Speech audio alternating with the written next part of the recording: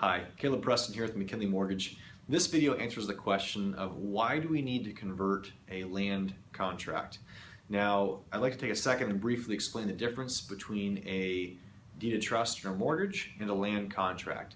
Now, it varies from state to state. I'm not an attorney or a CPA here, but hopefully this will be a basic overview for you that gives us enough context. So, when you sell a property and you carry back a note with a deed of trust, then your buyer takes ownership, title ownership to that property. Then you have a lien or a first position lien securing your note to that property, either with a deed of trust or a mortgage. With a land contract, it's a little different. Now you are going to actually hold title or retain title on that property until that payer has actually paid you off on that obligation. So it's going to look a little different. So if you want to sell a land contract, we in essence would basically have to buy that contract from you, and then we would basically own the property until the payer pays it off.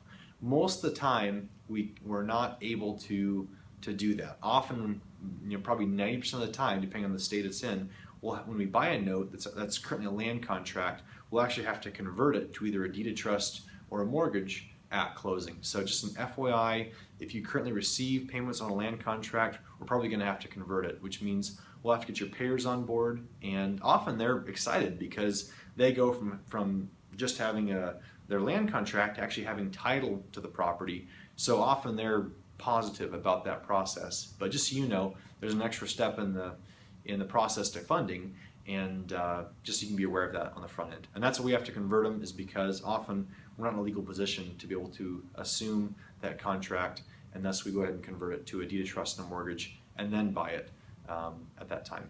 Thank you, and hopefully that answers your question on why do we have to convert land contracts.